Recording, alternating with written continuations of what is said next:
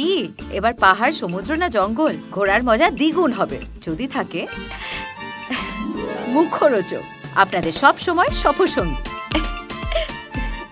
মুখরোচক, আপনাদের ভালোবাসায় জড়িয়ে ৭৫ বছর পেরিয়ে। যে করে হোক বাড়িতে আমি যদি কিছু টাকা দিই তবে বাবা মার একটু সুবিধা হবে। তখন আর ওই ছকে বাঁধা পড়াশোনাটাতে আমি করতে যেতে পারিনি। একটি কোম্পানিতে ঢুকে কম্পিউটার রিপেয়ার করতাম, তো সেখানে আমি মিথ্যে বলে বেরিয়ে যেতাম। 10টা সুন্দরী মেয়েও ভালোভাবে পাত্তা দিত না হয়তো। এমনও বলেছেন যে তোমাদের অনেক দূর ভবিষ্যৎ, তোমরা অনেক দূর এগোবে, কিন্তু যেদিন শোটা শেষ হয়েছে তার পরের দিন থেকে কিন্তু কোনো কাজ পাইনি। আমাদের স্টুডিওতে ঢুকতে দিত না, সেগুলো ক্যামেরার সামনে ওইগুলো না বলাই ভালো। স্টেজ শোজ আমাকে বাঁচিয়ে রেখেছিল। অডিশন নেয় না, কোথা থেকে ভেতর থেকে কানেকশন হয়ে গেল, কার পরিচিত, কে কাকে রেফার করলো, কাস্টিং হয়ে গেল। কাজ পারি তো নাও, না পারি তো ফেলে দাও ছুড়ে, আবার কোনো না কোনো ভাবে আমি উঠে দাঁড়াবো। সেখানে সবার শেষে লিস্টে থাকে যে একটা কমেডি অ্যাক্টের জন্য কাউকে এবার হায়ার করা হোক, এইটা বেঁচে আছে, দেখো এটাতে কে আসে। এখানে সামান্য টাকা বাড়াতে বললেই কত গোসা হয়ে যায় এবং কাজ থেকে বাদও পড়ে যেতে পারি। মা কসম बहुत गरीब आदमी अपन, बाप का, दादा का, भाई का, सबका पराठा मुंह से छीन कर लाया मैं सिर्फ आपको खिलाने के लिए। माँ कसम खाइए मस्त भाजी के साथ अनलिमिटेड, आपको मिलेगा माँ कसम।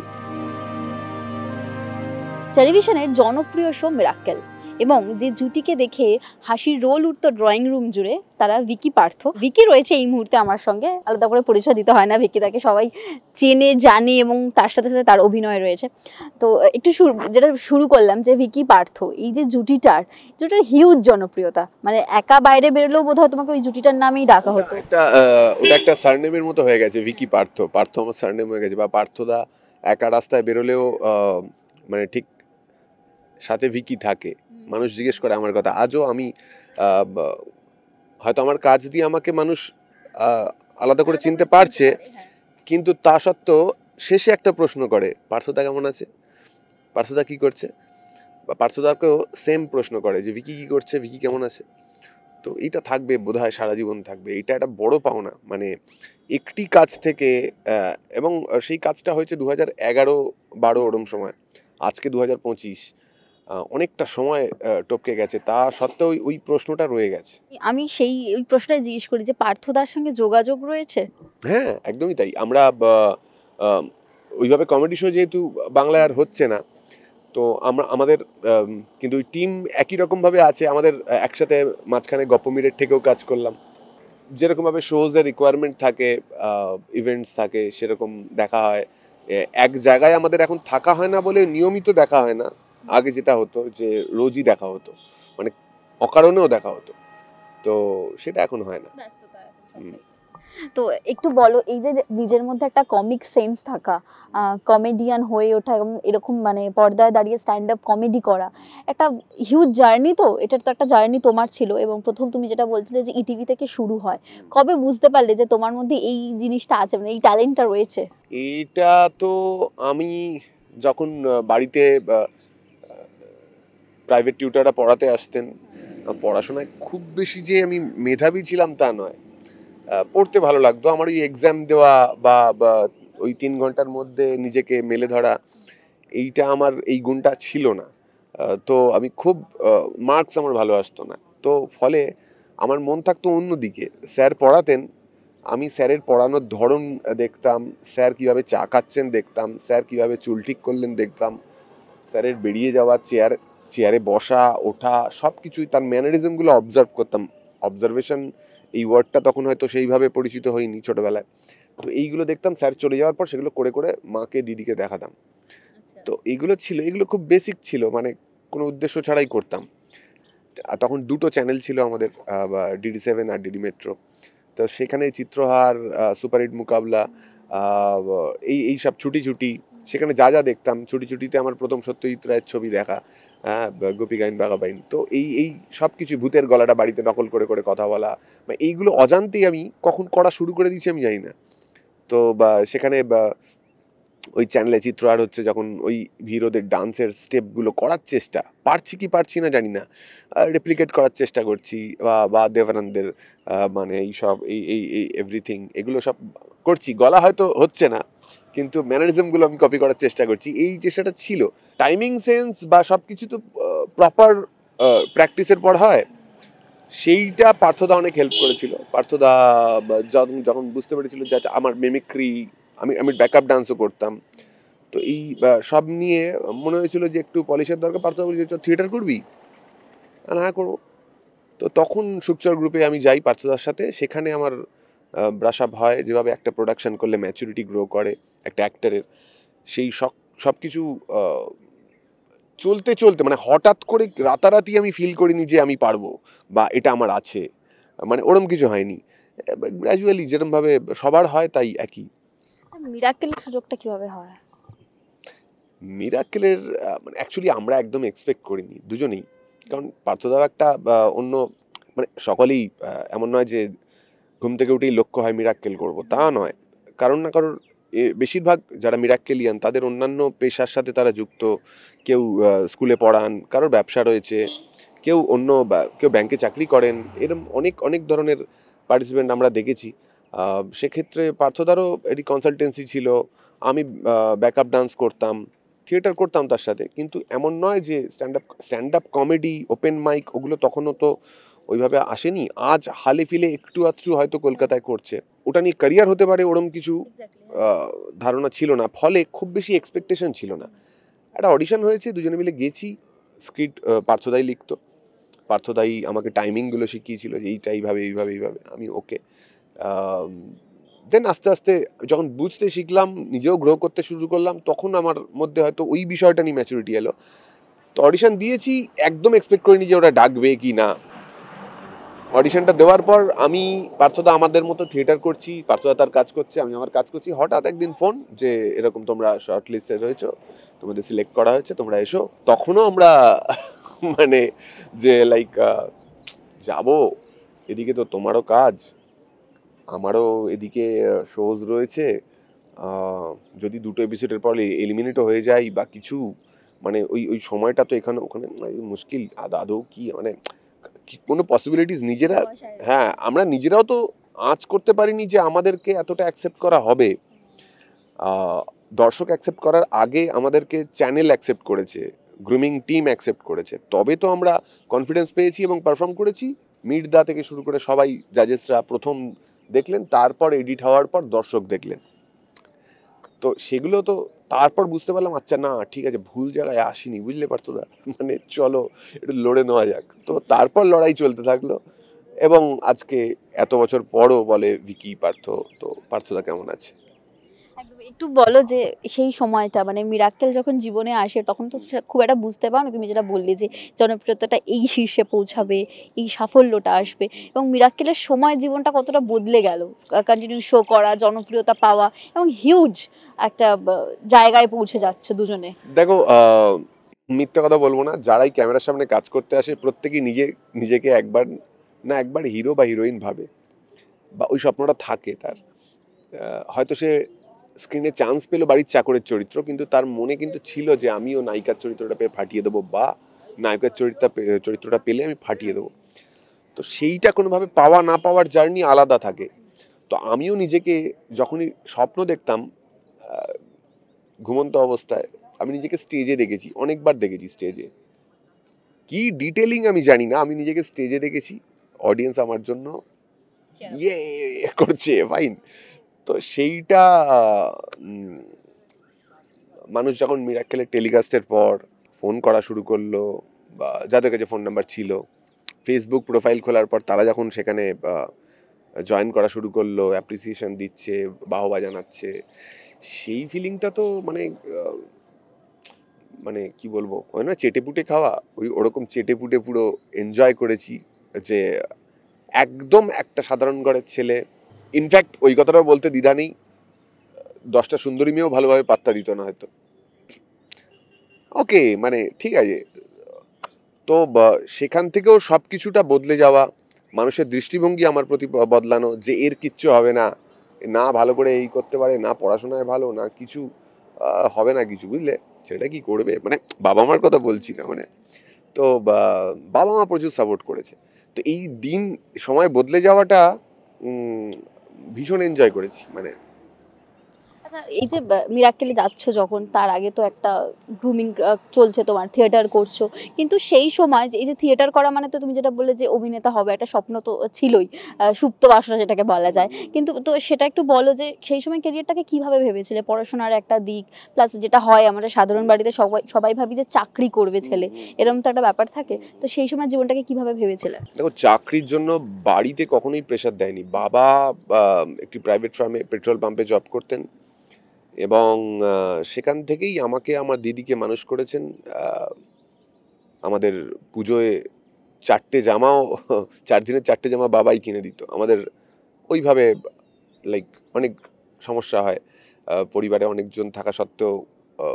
যেটা হয়, আমরা আজকালকার বাচ্চাদের দেখি যে 4 দিন পুজোর কিন্তু তাদের কাছে হয় 15টা 16টা জামা। তো ওরকম বলতে পারো যে কম বেশি অভাবে দিন কেটেছে কখনো কখনো, কিন্তু বাবার 500% দিয়েছে আমাদের পড়াশোনা, আমাদের জামা কাপড়, আমাদের খাওয়া দাওয়া, এভরিথিং সে তার চেষ্টা করে গেছে তার মতো করে। বাবার কাজের জায়গায় কিছু সমস্যা হয়, বাড়িতে অভাব আসে, তখন যে কোনো পরিবারে, আমি একদম তোমাকে অ্যাসিওর করে বলতে পারি, যে কোনো পরিবারে এই প্রেশারটা দেবে যে যা এবার একটা চাকরি কর, নাহলে আমরা বোধহয় খেতে পাবো না। আমার বাড়িতে ওরকম পরিস্থিতিতেও দেয়নি, ওই প্রেশার দেয়নি। আমি যেটা চেয়েছি, আমার বাবার ফুটবলার হওয়ার শখ ছিল, ভালো খেলতেনও, তো সেটা তার হয়ে ওঠা হয়নি, তাই সে চায়নি যে আমার স্বপ্নটা এভাবে হারিয়ে যাক। তো আমি অভিনয়টা কি অভিনয়, ডান্স এগুলো ভালো লাগে করে যাচ্ছিলাম সেই সময়। আমি জানতাম না এর ফিউচার কি। ইনফ্যাক্ট আমি এটাও জানতাম না অভিনয় নিয়ে পড়াশোনা হয় অত। আশপাশে সিনিয়র বা এমন পরিবেশে আমি পড়িনি, বা আমার দুর্ভাগ্য আমার সেই সময় পাওয়া হয়নি এমন কোনো সিনিয়রকে, কোনো দাদাকে যে বলবে যে তুই তাহলে আচ্ছা এটাতে ইন্টারেস্ট, তাহলে তো এইভাবে এগো, এইভাবে এই কলেজে অভিনয় নিয়ে পড়াশোনা হয়। আমি অভিনয় নিয়ে পড়াশোনা আমি পরে জেনেছি, যখন আমার মনে হয়েছে যে না, এবার আমাকে আর্ন করতে হবে যে করে হোক। বাড়িতে আমি যদি কিছু টাকা দিই তবে বাবা মার একটু সুবিধা হবে। তখন আর ওই ছকে বাঁধা পড়াশোনাটাতে আমি করতে যেতে পারিনি। হয়তো সেটাতে আমি বেটার করতে পারতাম, হয়তো। তো ফলে বাড়িতে সাপোর্ট না থাকলে হয় না। যতই যাই বলি যে ভগবান প্রদত্ত ট্যালেন্ট থাকলে তুমি এগিয়ে যাও, তোমার সময় ঠিক ঘুরে দাঁড়াবে, ওসব কিছু না, বাড়ির সাপোর্ট থাকতেই হবে। একটা সময় তুমি চাকরিও করেছো, তো তো এই যে সেলসের চাকরি করতে, তারপর তুমি ভলিবলও খেলতে, আমি আগে একটু জিজ্ঞেস চাকরি করতাম, তুমি কি করে জানলে? ওকে, ইউরেকা ফোর্বসে ছিলাম। সেখানে ইউরেকা ফোর্বসের ট্রেনিংটা আমায় খুব শিখিয়েছে। ওখানে ধরো তুমি আমার থেকে বয়সে ছোট, কিন্তু ধরো এই পেশায় তুমি আমার সিনিয়র, তো তোমাকে আমাকে আমি হট করে তুই বা তুমি নাম ধরে ডাকতে পারবো না, এরকম একটা প্রোটোকল ছিল। যে যে আমার জুনিয়র, কিন্তু সে ওই কোম্পানিতে আমার থেকে সিনিয়র, তো তাকে আমাকে দাদা সম্বোধন করে বা একটা রেসপেক্ট জানিয়ে কথা বলতে হবে। এই যে শিখেছিলাম, সেটা অজান্তেই আমি ক্যারি করি, যেটা পরবর্তীকালে আমার যারা মিরাক্কেলে মেন্টর হয়েছিল তাদের মধ্যে শুভদীপ ঘোষ আমার সমবয়স্ক, সৌরভ পালদি আমার থেকে বয়সে ছোট, কিন্তু আমি সৌরভ দা, শুভদীপ দাই বলি। সেই যে শুরু থেকে বলতাম, ওরা আজও বলে ভাই তুই তো আমার থেকে বড়, এবার তুই আমাকে দাদা বলাটা ছাড়। বলে না, ওটা অভ্যেস হয়ে গেছে আমার, ওটা আর হবে না। ভলিবল খেলতে তুমি, তো সেখানে খেলাটাকে ছাড়তে হলো কেন? দেখো, খেলার স্পোর্টসম্যানদের না একটা এজ লিমিট থাকে। আজকে ধরো না, ক্রিশ্চিয়ানো রোনাল্ডো বা মেসির কত বয়স? 37 বা ওরকম আশপাশে কিছু একটা হবে। তারা 37-38-এ তাকে ক্যারিয়ার থামিয়ে দিতে হবে, পেশাদার ক্যারিয়ারটা তাকে স্টপ করে রিটায়ারমেন্ট নিতে হবে। হয়তো আর একটা ওয়ার্ল্ড কাপ খেলবে খুব জোর করে, তারা ওই মানের প্লেয়ার বলে, অন্যরা কিন্তু রিটায়ারমেন্ট নিয়ে নেয়। তো স্পোর্টসম্যানদের সব মিলিয়ে খুব বেশি লং ক্যারিয়ার হয় না। চাকরি হয়, স্পোর্টস কোটায় চাকরি হয়, সেটাই হয়তো লক্ষ্য ছিল আমার। কিন্তু চোট লাগে, কিছু ইনজুরি হয়, শোল্ডারে হয়, হাঁটুতে হয়, যার পরে দেখলাম যে এই চোটগুলো রিকভার করতে গিয়েও খরচ আছে। তারপরেও ক্যারিয়ার ওই জায়গায় দাঁড়াবে কিনা অনিশ্চয়তা ছিল। ফলে আমি একটু স্ট্র্যাটেজিক্যালি সরে এসেছি। যখন চাকরি করতে, এবং সেই সময় কি থিয়েটার এবং এই যে তোমার যে প্র্যাকটিস সেগুলো চলতো? আমার একটা অদ্ভুত ঘটনা আছে। 2008 সালে আমি তখন ব্যাকআপ ডান্স করি টেলিসিনে অ্যাওয়ার্ড শো। যেখানে আমি ব্যাকআপ ডান্স করেছিলাম, সেটা রিহার্সাল যে চলছিল, একটা শোতে অত আর্টিস্ট, সোম দা, মানে আরও অনেকে, সাগ্নিক দা, এরম আরও অনেকে, অনেক অনেক অনেক রিমঝিম মিত্র, এনাদের সবার ব্যাকআপ ডান্সার হিসেবে কাজ করছি ওখানে। তো সেটা তো একটা রিহার্সাল প্রসেস চলে, 1 মাস ধরে ধরে চলছে। তো অফিস, আমি তখন ইউরেকা ফোর্বস ছেড়ে আমি বা একটি কম্পিউটার হার্ডওয়্যারেরও কোর্স করা ছিল আমার, সেটারও একটি কোম্পানিতে ঢুকে কম্পিউটার রিপেয়ার করতাম। তো সেখানে আমি মিথ্যে বলে বেরিয়ে যেতাম। তো ওই মিথ্যেটা বহুদিন বলেছি। তারপর যেই দেখলাম যে রিহার্সালে কামাই হচ্ছে, আমার অফিসের টাইমিংয়ের সাথে ক্ল্যাশ হচ্ছে, আমি অফিসে বলে দিয়েছিলাম আমার জন্ডিস হয়েছে। কারণ একমাত্র জন্ডিস হলে বেড রেস্ট হয়, মানে বেড রেস্ট হবে, এবং সেটা ধরো মিনিমাম 1 মাসের একটা, ডাক্তার স্ট্রিক্টলি বলে দিয়েছে আমাকে, তো 1 মাস বেড রেস্ট থাকতে হবে। তো আমি 1 মাসের মানে চাকরিটা আমি করতেই চাই, মানে যদি এখানে কিছু না হয় আমি আমার চাকরিতে ব্যাক করবো ওই জায়গাটা রেখে। তো আমি রিহার্সাল করলাম শিয়ালদা স্টেশনে। আমি এমনও দিন গেছে, আমি যাচ্ছি, আমার অফিসের কলিগ আসছে সাউথ থেকে নর্থের দিকে যে এক্সচেঞ্জটা হয়, তো আমি কোনো মতে মুখ ফুক বাঁচিয়েছি আর কি, যাতে সে দেখতে না পায়, সে দেখতে পায়নি। তো ফাইন, এভাবে ঘটেছিল। মানে এটা তো একটা স্ট্রাগলের মতো, ধরো এখানে কাজ করছো, এখানে সেই সময়টা কিরকম ভাবে মানে জীবন চলতো, ধরো এই 1 মাস তো ধরো কোনো মতে কেটে যাবে, তারপর কিভাবে চালাতে, এবং কোথাও দিয়ে তো একটা আর্থিক সুরক্ষারও ব্যাপার থাকে সেই জায়গাটা। আর্থিক সুরক্ষা বলতে কি বলতো, বাড়িতে ওই ভাত ডাল রান্না হয়ে যেত, আর ওই যে বললাম বাবা নিজেকে পুরোটা নিংড়ে দিয়েছে আমাদের জন্য। হয়তো আমি একটা শো করে তখন 500 টাকা পাই, একটা শো করলে 500। তো মাসে আমার 4টে শো হলে মোটামুটি 2000 টাকা বাড়িতে দিতে পারবো। 2006-07 সালে 2000 টাকা বাড়িতে কন্ট্রিবিউট করাটা অনেক বড় ব্যাপার, মানে বেশ। তো সেই 2000 তো দিতে পারতাম না, কোনো সময় মাসে 2টো শো হতো, আর সেখানে নিজেরও খরচ থাকে, যাতায়াতের গাড়ি খরচ। আমার মনে আছে, আমাকে এক বন্ধু বলেছিল যে ডান্সের রিহার্সালে চকলেট খাবি, চকলেট খেলে না এনার্জিটা কন্টিনিউ থাকে। তো ওই 1 টাকার ইক্লেয়ার্স পাওয়া যেত, ওগুলো ব্যাগে 10টা কিনে নিতাম, ব্যাগে থাকতো, রিহার্সাল করতে করতে খেতাম। আর কলা কিনে নিতাম কিছু, কিনে বা রিহার্সাল করতাম। তো অভাব থাকলেও খুব বেশি মানে টের পাইনি, আর এনজয় করেছি। মানে স্ট্রাগল বলতে খুব ভেঙে পড়া, কি হবে আমার, ওরম কিছু মানে ফিল করিনি। আমি এনজয় করেছি, কারণ ওই যে আগেও বললাম যে একটা কথাই, যে ফ্যামিলি সাপোর্ট, ওই সাপোর্টটা ছিল বলে আমি আমার স্ট্রাগলটা এনজয় করেছি। না হলে হয়তো খুব প্রবলেম হতো, যদি বলতো যে লাইক আমাকে নক করতো, কিরে এই মাসের তো বাড়িতে তুই তোর এত টাকা দেওয়ার কথা ছিল, দিলি না, সেইগুলো বাড়িতে বলেনি কখনো। এই যে ব্যাকআপ ডান্সার থেকে অভিনেতা হয়ে ওঠা, এখন টিভির পর্দায় আমরা তোমাকে প্রত্যেকদিন ধারাবাহিকে দেখছি, পরপর 2টো ধারাবাহিক চলছে, তো মিরাক্কেলের পর জীবন বদলেছে, লোকের দৃষ্টিভঙ্গিটাও তোমার প্রতি বদলেছে, তুমি যেটা বলছিলে। তারপরে পরবর্তী জীবনটা কিরকম ছিল যখন মিরাক্কেল শেষ হয়ে গেল এবং জুটিটাও আস্তে আস্তে ভাঙলো? তোমাদের জনপ্রিয়তাটা রয়েছে, বাট জুটিটা তো ভেঙেছে সেই সময়টা। কারণ এইটা দুর্ভাগ্য যে আমাদের বাংলা ইন্ডাস্ট্রিতে, দেখো, যখন পারফর্ম করেছি মিরাক্কেলে, যখন ওই স্টেজে দাঁড়িয়ে পারফর্ম করছি, যারা গেস্ট জাজ হয়ে আসছেন, যারা জাজেস রয়েছেন, সকলেই আমাদেরকে নিয়ে বাহবা দিয়েছেন, প্রশংসা করেছেন, এমনও বলেছেন যে তোমাদের অনেক দূর ভবিষ্যৎ, তোমরা অনেক দূর এগোবে। কিন্তু যেদিন শোটা শেষ হয়েছে তার পরের দিন থেকে কিন্তু কোনো কাজ পাইনি। দুর্ভাগ্য এটাই, মুম্বাইতে কিন্তু একটা কমেডি শো উইন করলে তাকে কিন্তু অত সহজে, সে চাইলেও বোধহয় বাড়িতে বসে থাকতে পারবে না, এত কাজ ওখানে। তাদের পে স্কেল শুনলে মাথা খারাপ হয়ে যাবে। এখানে সামান্য টাকা বাড়াতে বললেই কত গোসা হয়ে যায়, এবং কাজ থেকে বাদও পড়ে যেতে পারি। অনেক ধরনের বিরক্তিকর মুহূর্ত আছে, সেগুলো ক্যামেরার সামনে ওইগুলো না বলাই ভালো। যে আসতে চাই পেশায় তার অনেক বিরক্তি ধরবে, যে না না বাবা এরকম থাক। দীর্ঘদিন শুনতে হচ্ছে তোর মতো কিছু নেই রে বাবু, তোর মতো কিছু থাকলে তোকে বলবো। একটা অডিশন নিলে নক করছি, কারণ ফোন নাম্বার পেলেই, হ্যাঁ অভিনয়ের জন্য। আর মিরাক্কেলে তো অ্যাক্টিংই করেছি, ওখানে দুটো চরিত্র হয়ে আমি আর পার্থদা স্কিট পারফর্ম করতাম, দুটো চরিত্র হয়ে ডেলিভার করতাম। শোয়ের ফরম্যাট অনুযায়ী আমাদের অন্যরকম একটু অ্যাক্ট করতে হতো, যেহেতু ওটা হ্যাঁ, কিন্তু আফটার শো বেগ পেতে হয়েছে ফিকশনে কাজ পেতে, কারণ তারা প্রত্যেকের ধারণা যে এই কমেডিটাই পারে, তো এর মতো কিছু থাকলে বলবো। তো তাই আমাকে বহুদিন শুনতে হয়েছে, বহুদিন বলেছি আমি অনেক কাউকে অডিশন নাও, অডিশন নাও, অডিশন নাও। এখানে অডিশনই হয় না, অডিশন নেয় না। কোথা থেকে ভেতর থেকে কানেকশন হয়ে গেল, কার পরিচিত, কে কাকে রেফার করলো, কাস্টিং হয়ে গেল।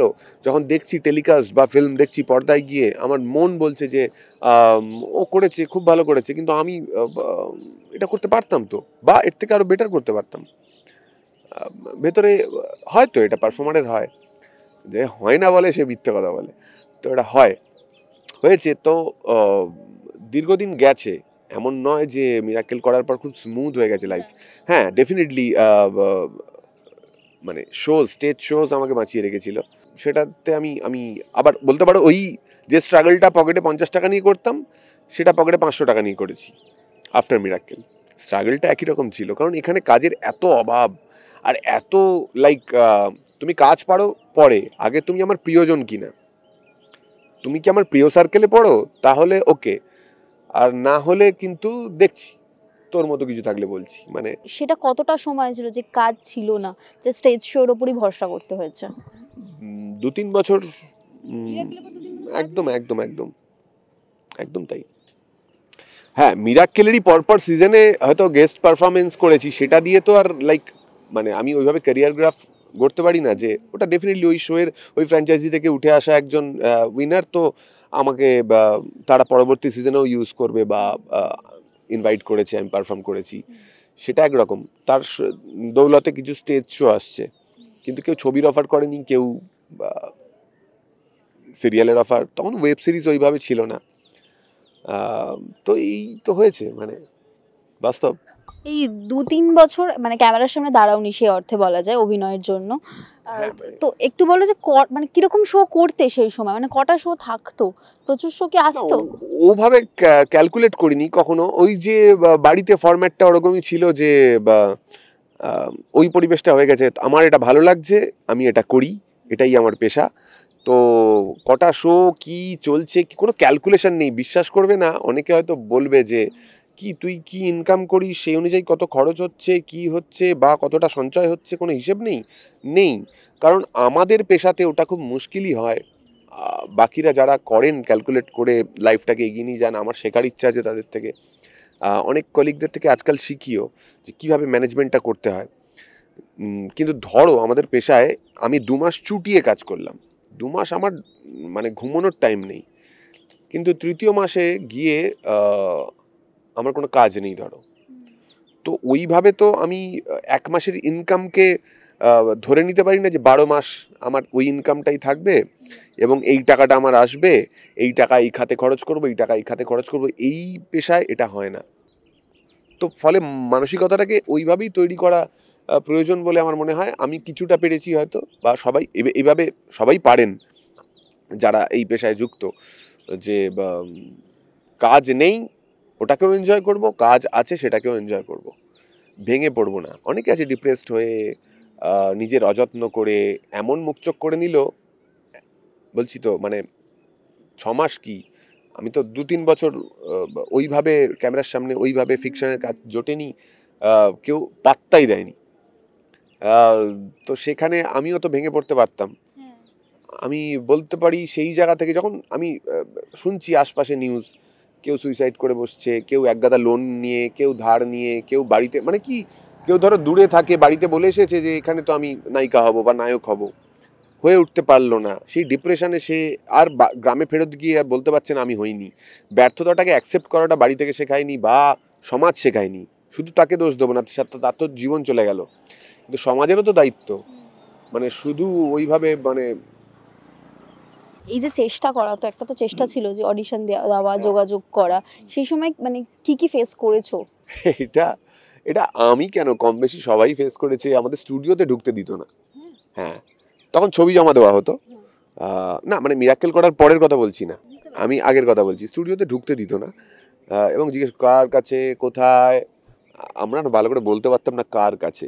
আমি তো যাচ্ছি ভেতরে কারোর সাথে আলাপ করার জন্য, তবে তো কার কাছে সেইটা আমার কাছে একটা নাম আসবে, তাই না? আমি অমুক দাদার কাছে বা অমুক দিদির কাছে যাব, গিয়ে ছবি জমা দেবো, আলাপ হবে, সে যদি আমাকে দেখে মনে হয় কোনো চরিত্রে যাবে, তো এটা ট্রাই করার জন্য আমি ঢুকবো। তুমি যদি ঢুকতেই না দাও তাহলে ওটা তো ওখানেই বন্ধ। মানে মানে এইটা একটা বাজে সিস্টেম ছিল। আজকে তারা করে না, আজকে তারা হয়তো গেট খোলে আমি স্টুডিওতে ঢুকলে, কারণ আমার সেখানে কল টাইম আছে, আমাকে সেখানে আমি কাজ করতে এসেছি।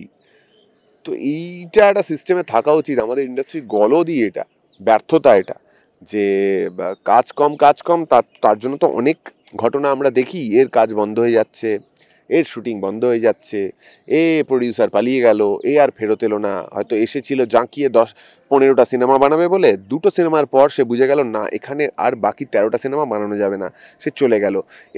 এরম বহু ঘটনা আছে। তো এই ঘটনাগুলোর জন্য দায় কে নেবে আর সাফার কারা করছে? মানে এইটা কতদিনই বা চলবে? মানে এভাবে তো হতে পারে না। বড় বড় মাথারা, বড় বড় যারা বা এই বিষয়ে অনেকটা বোঝেন, তারা কি করছেন আমি জানি না। কি আলোচনা মিটিং মিছিল হচ্ছে, প্রাপ্য টাকা প্রাপ্য সম্মান কিছুই নেই। যখন মিরাক্কেলের জনপ্রিয়তা পেয়ে গেলে এবং তারপর যে সময়টা এই যে কাজের জন্য চেষ্টা করছো, কিন্তু বলা হচ্ছে তোমার মতো চরিত্র পেলে, হ্যাঁ তারপর তো সেই সময় নিজের মতো তো যোগাযোগ করেছো, তখন তো তোমার পরিচিতি তৈরি হয়ে গেছে। তখন মানে এমন হতো, ধরো মিরাক্কেল করেছি মানে যে আমি সাংঘাতিক কিছু একটা জেনে গেছি বা বুঝে গেছি তা নয়, আমিও কিন্তু শিখছি, ইনফ্যাক্ট আজও শিখছি। তো তখনও মানে ওই কাজের যে 1-2-3 বছরের যে গ্যাপটা আমার ভেতরে ছটফটানি জন্ম নিয়েছিল। তো কারোর একজনের নাম্বার পেলে না, তাকে খুব বিরক্ত করে ফেলতাম। মনে হতো যেন এই নাম্বারটা পেয়েছি, এর কাছে তো কাজ আছে, এ দেবেই। তো ভদ্রভাবে আগের থেকে হয়তো ধরনটা বদলেছে বলার, কিন্তু খুব বেশি নক করে ফেলেছি। সে বিরক্ত হয়েছে, সে পরবর্তীকালে আমার ফোন তোলাও বন্ধ করে দিয়েছে। খুব স্বাভাবিক সেটা। পরে যখন আমার কাছে কেউ সোশ্যাল মিডিয়াতে টেক্সট করতো যে আমার ছেলেটার না বা ডান্সের খুব ন্যাক, আপনি একটু যদি ডান্সে কথা বলে দেন, বা গানের শোতে আমার মেয়েটা খুব ভালো গান গায়, আমি তখন তাকে বলতাম যে যখন অডিশন হয় জি বাংলায় নিচে স্ক্রল করে কোন ভেন্যুতে হচ্ছে, কোন সময় হচ্ছে, কোন দিন হচ্ছে, আপনি সেখানে নিয়ে চলে যান, অডিশন দিন। এইভাবে আমরাও পেয়েছি, আপনারাও পাবেন। আমি এটাই উত্তর দিতাম। কিন্তু উনি হাল ছাড়তেন না, উনি কিন্তু নক করেই যেতেন করে কি হলো রিপ্লাই দিচ্ছেন না, খুব ঘ্যাম বেড়ে গেছে আপনার, খুব এই হয়ে গেছে লাস্টে মানে। তো তখন আমি রিয়েলাইজ করলাম, আচ্ছা ওই ফোন নাম্বারগুলো পেয়ে আমিও যে নকটা করতাম, উল্টো দিকের মানুষটার একই রিয়াকশন হতো বা একই ফিল হতো। তারপর বিষয়টা আমিও কমিয়ে দিয়েছি। তখন অডিশনের জন্য আমি খুব নক করতাম, এবং শ্রেয়াদি সুরিন্দর ফিল্মসে ছিল ইপি, সেই সময় শ্রেয়াদিরও ওরকমভাবেই নাম্বার পাওয়া এবং একটি কাজ করতে গিয়েই পাওয়া। তো আমি খুব নক করে করে করে করে করে করে আমাকে লালবাজারের অডিশনে ডেকেছিল, যেটা জি5-এ হয়েছিল। ওই প্রথম আমি কমেডির বাইরে চরিত্র করি, নেগেটিভ ক্যারেক্টার, মানে একটা করাপ্টেড পুলিশ অফিসার। হ্যাঁ, তো ওইটা তখন মনে হয় যে না, হ্যাঁ আমি বেশি নক করেছিলাম বলে আজকে অডিশনটাতে আমাকে ডেকেছে। কারণ আমার ভরসা ছিল যে আমার তো ওই পরিচিতি সার্কেলটার মধ্যে আমি কারোর ঢুকতে পারিনি। কারণ সোদপুর থেকে গিয়ে না সম্ভব নয় গো, কাজ ছাড়া গিয়ে রোজ গাড়ি খরচা করে গিয়ে কারোর পছন্দের তালিকায় পড়া, সময় বা তার অফিসে, বা আমার ওই নিয়মটাও জানা নেই, প্রসেসটাও জানা নেই, জানলেও পারবো কিনা আমি জানি না। বা রোজ কাউকে প্রণাম করে, প্রণাম আমার মন থেকে এলে আমি করব, আদারওয়াইজ আমি প্রণাম করে তোমার পছন্দের তালিকায় পড়তে পারবো না। প্রণাম ডেফিনেটলি করব, শুভ নববর্ষে করব, শুভ বিজয়ে করব, জন্মদিনে করব, যেদিনকে বাড়ির লোকেরা শিখিয়েছে বড়দের প্রণাম করতে হয় বা কিছু। কিন্তু রোজ তাকে দেখা হলে প্রণাম করতে হবে, বা মানে খুব মানে স্যার স্যার স্যার স্যার করতে হবে উদিত নারায়ণের মতো, হ্যাঁ হোয়াট এভার, যাই হোক, যাই না। তাহলে কাজ পারি তো নাও, না পারি তো ফেলে দাও ছুঁড়ে, আবার কোনো না কোনোভাবে আমি উঠে দাঁড়াবো। পারবো কি পারবো না পরের ব্যাপার, কিন্তু ওটা মুশকিলের। অভিনেতা হতে চেয়েছো এবং অভিনয় করবে, মানে কমেডিয়ান যে তকমাটা লেগে যাওয়া, দেখো ওই যে ওটা আজও আছে আমাদের ইন্ডাস্ট্রিতে, যে কোনো একটি মেগা সিরিয়ালে আমি কোনো একটি ডাক্তারকে যদি কোনো একটি দৃশ্যে দেখে ফেলি একবার, সে খুব ভালো ইনজেকশন দিলেন একজনকে, তো পরবর্তী আগামী 5টা প্রজেক্টে ওই প্রোডাকশন হাউস থেকে তাকে ডাক্তারের জন্যই ডাকা হয়। উনি যে ডাক্তারের ইনজেকশন সিরিঞ্জটাকে কীভাবে হ্যান্ডেল করছেন, কীভাবে ব্লাড নিচ্ছেন বা ইনজেকশন দিয়ে পুশ করছেন, এই স্কিলটা উনি অবজার্ভ করে এসে তোমার ফ্লোরে অ্যাক্টিংটা করে দেখালেন। এটার কদরটা না দিয়ে ওই তো ও তো ভালো ডাক্তার করেছিল, ওই ডাক্তারটা লাগবে, ওই বিভাসদাকেই বলে দে বা ও পল্টুদাকেই বলে দে, হোয়াট এভার। তো এই একটা মাইন্ডসেট যে এ পুলিশ তো পুলিশ, এ চোর তো আগামী 10টা প্রজেক্টে চোর, এ মস্তানের চরিত্র করেছে তো আগামী 20টা প্রজেক্টে মস্তান।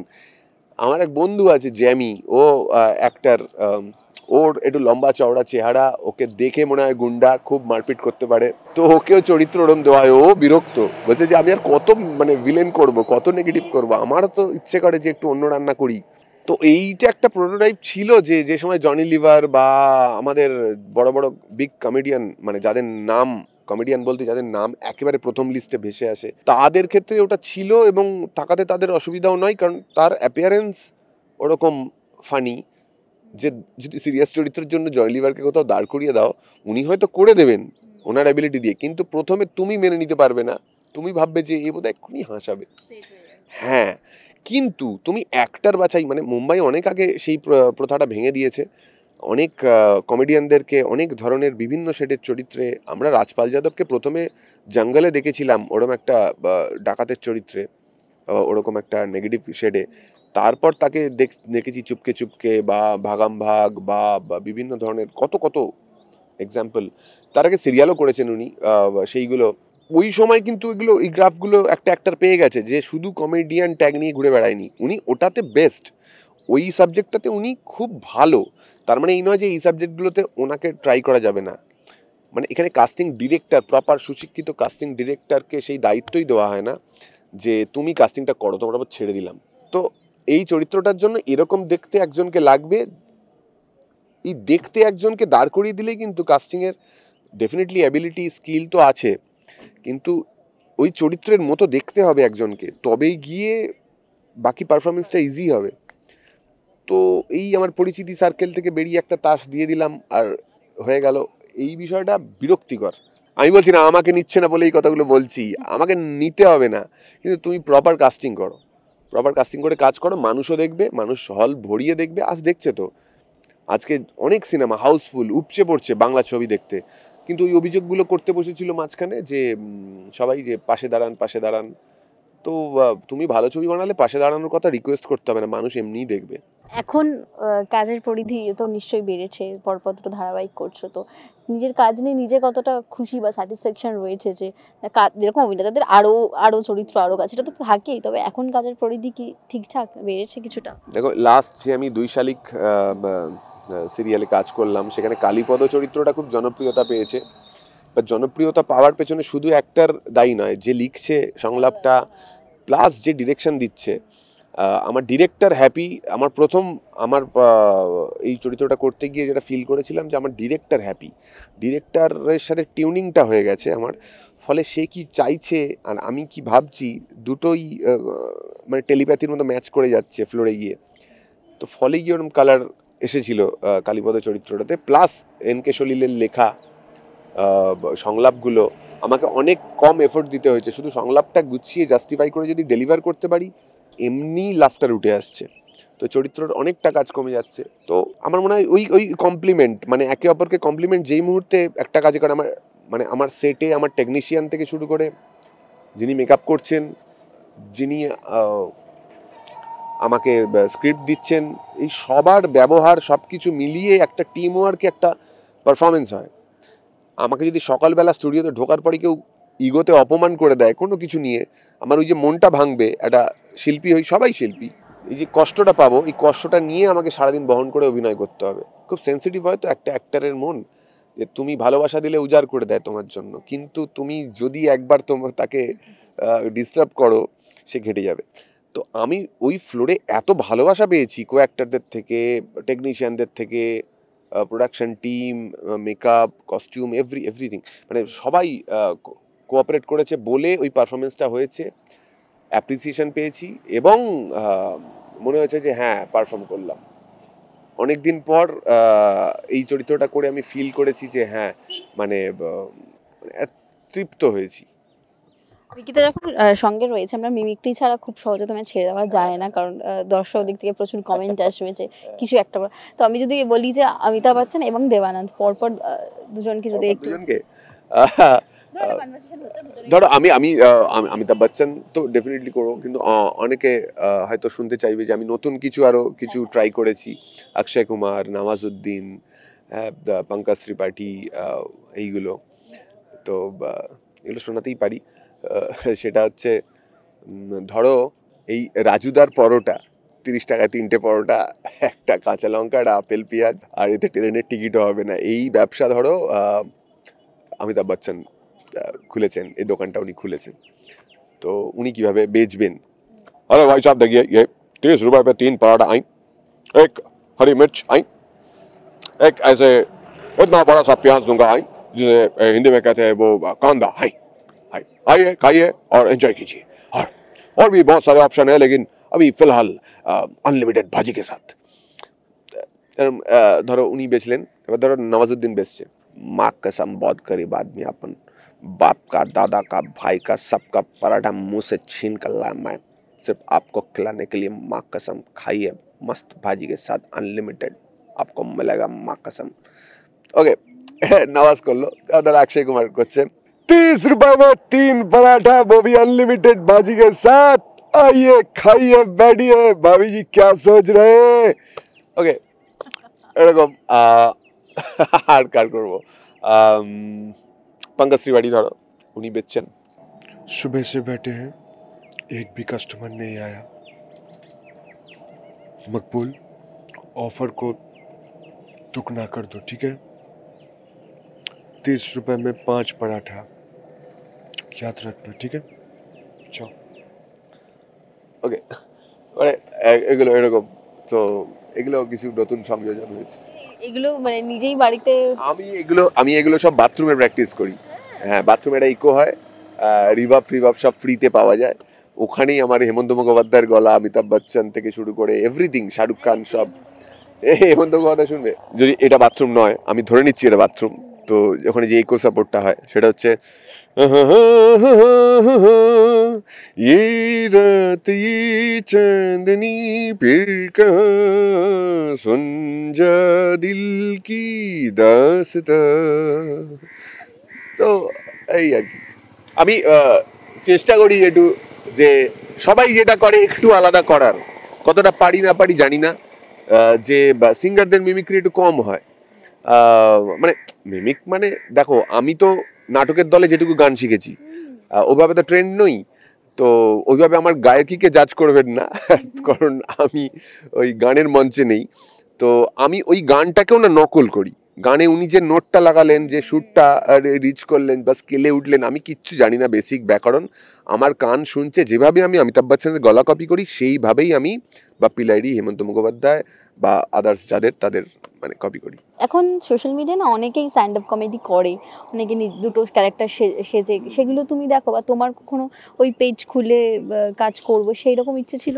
আমার আশিস চান্দলানির যে ভাইন্স ভিডিও বানায় ওগুলো আমার খুব পছন্দের, ওটা আমার দারুণ লাগে, ওরম কিছু করতে পারলে আমার ভালো লাগবে, মানে আমার ইচ্ছেও আছে, কিন্তু এই অভিনয়ের কাজ নিয়মিত করতে গিয়ে ওরা ওইভাবে অভিনয়ের কাজ ইন্ডাস্ট্রিতে নিয়মিত করে না বলে ওরা ফুল টাইম ওটাতে দিতে পারে এবং সেটাতে ওরা বেস্ট, আমার ওরকম করার খুব ইচ্ছে আছে। এখানে আমার খুব পছন্দ হয় একটি ছেলে করে বা বিটকেল বাঙালি, আমার ওকে দারুণ লাগে, লোভ হয় ওর কন্টেন্টগুলো দেখে যে এরকম আমি কেন আগে ভাবলাম না। তুমি সোশ্যাল মিডিয়ায় শেয়ারও করছিলে যে দেবদা বলেছে যে অ্যাঙ্কার যদি 3 জন থাকে তার মধ্যে খুব কাছের তুমি এবং সেই লিস্টে রয়েছো, যদি বলি দেবদাকে একটু মিমিক্রি করে দেখাও, কিভাবে করবে? ফ্যামিলি নিয়ে ব্যস্ত আছি বলে কি ভাবিছিস, অ্যাকসেন্টটা ভুলে গেছি, মনে রাখবি ওটা আমারই কাজ। মানে এটা জাস্ট ট্রাই করলাম। দেখো দেবদার না, আমি বলি কি মানে অন্যভাবে হয়তো মানুষ শুনে বলবে যে আগে দেবদাকে নিজে ট্রোল করা হতো না, যে কথা জড়িয়ে যায়, কথা একটু অস্পষ্ট, ওইটা নিয়ে আমি খুব একটা মিমিক করতে চাই না, কারণ ওটা মানুষ কটাক্ষের মতো করে ইউজ করে। মিমিক মানে ধরো আজকে অমিতাভ বচ্চন বা ধরো বুম্বাদার, তার তো ওই সমস্যাটা নয়, এটা সমস্যাও নয়, তাহলে ওটা যদি সমস্যা হতো উনি সুপারস্টার হতেন না, এটা প্রথম কথা। দুই হচ্ছে যে ওই দেবদার নকল ঠিক মানে ওইটা করে আমি তাকে এক্সিকিউট করতে চাই না। হ্যাঁ, বুম্বাদা মানে এটা বুম্বাদার বিশেষ করে বলি, বুম্বাদার একটা এপিসোড আমি বুম্বাদার সামনে করেছিলাম মিরাক্কেলে, এবং ওই একটি পার্টিকুলার পাঞ্চ বুম্বাদার হাঁটার স্টাইল, ওয়াকিং স্টাইল কি করে ক্রিয়েট হয়েছে। গ্রামের বাড়িতে উনি থাকতেন, সেখান থেকে তার বাড়ি থেকে নলকূপের দূরত্ব ছিল 10 মাইল, এবং সেই বৃষ্টির দিনে যখন ওভাবে জল আনতে যেতেন দু হাতে বালতি নিয়ে, কাদা টপকে টপকে আসতেন, এই কাদা করতে করতে এইটার পার্টিকুলার ডিমান্ড আজও, ওটা করেছি 2013 সালে, আজকে 2025, 12 বছর পর আজও মঞ্চে গেলে ওই পারফরমেন্সটা আমাকে করার রিকোয়েস্ট আসবেই। এবং আমি তখন খুব লাকি ফিল হয় যে এটা এখনের মানুষ চাইছে, আর কিছু চাক, আমি আর কিছু পারি না পারি, আমার থেকে এইটা চাইছে, আমাকে বাড়ি থেকে অত দূর ডেকে নিয়ে গিয়ে আমাকে শোয়ের জন্য ইনভাইট করে আমার থেকে কিন্তু একটা কিছু চাইছেন ওনারা, এবং সেটা এইটা মানে এইটা এতটাই ছাপ ফেলেছে। যেটা হয় মানে ধরো আজকে যে নচিদার যে 1000 কবিতা, বেকার সবিতা, এই যে না আমি বলছি মানে ওনার যে এই গানটা পার্টিকুলার উনি যেখানেই শো করতে যান এই গানটা গাইতেই হবে, ঠিক এই টাইপের কিছু পারফরমেন্স শিল্পীর জীবনে থাকে, প্রত্যেকের জীবনে থাকে। অমিতাভ বচ্চনের হয়তো আজ কুছ তো বাত হোগে তুম, এমন কিছু ডায়লগ যে বিজয় দীনানাথ চৌহান, হ্যাঁ ওনাকে হয়তো সব অনেক জায়গায় গিয়ে করতে হয়েছে, স্যার একটু শোনান, স্যার একটু শোনান, বা মিঠুন চক্রবর্তীর কৃষ্ণা নাইয়ার ইয়ামিয়া বা এইগুলো, তখন স্পেশাল ফিল হয় যে এই আমাকে এটার জন্য মনে রেখেছে 12 বছর হয়ে গেল তারপরেও। তো এই রিকোয়েস্টটা যেদিন বন্ধ হয়ে যাবে সেদিনের কথা ভেবে ভয় হয়, যে ওই জন্য কারো রিকোয়েস্ট ফিরিয়ে দিই না। অনেকে আমাকে বলে, ধরো আমি আড্ডা মারছি কারোর সাথে, আমি না মিমিক্রি নিয়ে সে যদি শুনতে চায়, আমি খুব একটা ইয়ে করি না, ওগুলো তো মঞ্চেই করি, ওগুলো আমি এখন এখানে হয় না। হ্যাঁ ডেফিনেটলি সব জায়গায় নয়, সব জায়গায় হয় না, হঠাৎ করে চায়ের দোকানে আমাকে বলে বসলো, সেখানে তো নয়। ডেফিনেটলি একটা প্রপার আড্ডা হচ্ছে বা কিছু, আমি সেখানে করি, কারণ আমার ভয় লাগে সেই দিনের জন্য যদি যেদিন ওই আড্ডাতেও রিকোয়েস্টটা করবে না। তো চলো, আমি যদি বলি ফিমেল অভিনেতা যারা রয়েছে, কোয়েল, তো শুভশ্রী, তো তাদের কখনো করেছো? না ওটা তো মুশকিল করা, মেয়েদের তো আমার টোনাল কোয়ালিটি ম্যাচ করবে না প্রথমত। আমি গানের ক্ষেত্রে দৃষ্টতা করে এমনি জাস্ট মিমিক্রি করি বলে আর কি। ঘুম ঘুম চাঁদ ঝিকি মিকি তারা এই মাধবীরাত আসেনি তো বুঝিয়ার জীবনে আমার, মানে এগুলো খুব কমন, মানে অনেকেই করে, কিন্তু এইটা ট্রাই করেছিলাম ফিমেল বলতে, তুমি বললে বলে এটা করলাম, ক্ষমা করেন ভাই, মানে যারা ওনার ফ্যান তারা আমায় ক্ষমা করো। মেয়েদের করতো, আমাদের পল্লবী বলে একজন ছিল মিরাক্কেলে, ও করতো, কোয়েল মল্লিক, পায়েল সরকার, আর আরো অনেকের করতো। তো এই যে আবদারটা চলুক এবং যে ভয়টা রয়েছে তোমার, সেটা হয়তো বন্ধ হবে না, কারণ এই আবদারটা থেকেই যাবে বারবার তোমার কাছে। তো এখন মঞ্চে স্ট্যান্ড আপ কমেডি করা হয়, বা সেই চলটা কি কিছুটা কমেছে? এখন যেরকম গান আমরা দেখি যে শো হচ্ছে মফস্বলের দিকে, কমেডির কতটা জোর রয়েছে এখনো? মানুষ সবই চায়, সেটা অল্প বাজেটে হোক বেশি বাজেটে হোক, পুরো প্যাকেজটাই তার চাই। এবার সেখানে গান থাকে, নাচ থাকে, বড় বড় ফিল্মের হিরো হিরোইন থাকে, সেখানে সবার শেষে লিস্টে থাকে যে একটা কমেডি অ্যাক্টের জন্য কাউকে এবার হায়ার করা হোক, এইটা বেঁচে আছে, দেখো এটাতে কে আসে। তো এই আবদারটা ওদের আজও আছে, আগে কি ছিল জানি না, এবং এই আবদারটা আমাদেরই অনেক কলিগরা মিটিয়ে দেয় কম পয়সায় গিয়ে। হয়তো তারাও বাধ্য, যারা ফুল টাইম শোজ করেন তাদের কথা বলছি না, তাদের তো এটা দিয়ে রুজি রোজগার, মানে তাদের সংসার চলে এটা দিয়ে, কিন্তু যারা অভিনয় করছেন বা অন্য কোনো পেশার সাথে যুক্ত হয়েও তার সাথে স্ট্যান্ড আপ কমেডি করছেন বা কিছু, বা অ্যাঙ্কারিং করছেন, তাদের দায় কোথাও গিয়ে এই ভ্যালুটাকে একটু তোলা, আর্থিক দিক থেকেও, না হলে পরবর্তী প্রজন্ম এই টাকাটাই অফার পেতে থাকবে। এবার বলতে পারো আমি একটু কমিয়ে দিয়েছি, সবার ডাকে ওইভাবে মানে এই এই ধারণাটাকে আমার আমার বিরক্তিকর লাগে একটাই বিষয়, সেটা হচ্ছে এই ধারণাটা যে সব কিছুর পরে যে বাজেটটা পড়ে থাকছে সেইটা দিয়ে আমি এই সেগমেন্টটাকে ভাবছি। সেইটা আমাদেরই দায়িত্ব ওটাকে তুলে ধরা, কারণ সিঙ্গার না গাইলে অডিয়েন্স নাচতে পারবে না। আর এটা অনুষ্ঠানে নাচটা খুব ইম্পর্টেন্ট ফ্যাক্টর, যে নাচের গান হবে, নাচবো, তাই কি না? একটা সিনেমার হিরো বা হিরোইন আসবে, উনি কথা বলবেন, হাই হ্যালো করবেন, দেখবো, ওই দেখে নিলাম, ওকে।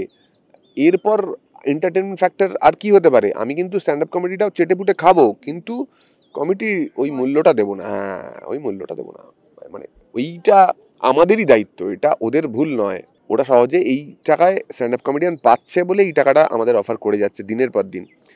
আমরা যদি দায়িত্ব নিই, আমরা ডেফিনেটলি সবার পকেট বুঝে, সবার মানে সংসার বুঝে। ভালো থাকো, এই কাজ আরও চলুক, এবং যেটা তোমার প্যাশন, শখ, অভিনয়, এখন দর্শক তোমায় দেখছে বুলেট সরোজিনীতে, নানান চরিত্র তো আসছেই, তো কমেডিটাও চলতে থাকুক, এই আবদারগুলো আসুক। তো কি বলবে শেষে তোমার দর্শকদের, যারা এখনো ওই মিরাক্কেল থেকে ভালোবেসে যাচ্ছে? মিরাক্কেল থেকে যারা ভালোবাসছেন তাদের বলবো যে প্রে করুন, ওরকম একটি শো যেন আবার আপনাদের সামনে নিয়ে আসতে পারি। সেই যে ওরম যদি শো কখনো আবার আসে, সেই শোয়ের অংশ হতে পারি। ওই ধরনের পার্টিকুলার ওই ধরনের বিনোদন দিতে পারাটা নিজের কাছেও খুব স্যাটিসফ্যাকশনের। একটা ওয়ান টেক পারফরমেন্স হয় সেখানে, কোনো কাট নেই, কিছু নেই, ওটারও অনুভূতি যেমন এক। আর দুই হচ্ছে ওই ফরম্যাটের, ওই ফ্লেভারের এন্টারটেনমেন্ট আপনাদের দিতে পারাটা। ওই প্রে করুন যেন ওরকম শো তাড়াতাড়ি আসে, আর আশীর্বাদ করে যাবেন, ভালোবাসাটা একই রকম রাখবেন। আমি যেভাবে সুযোগ পাবো সেভাবে আপনাদের এন্টারটেন করে যাব, কথা দিলাম।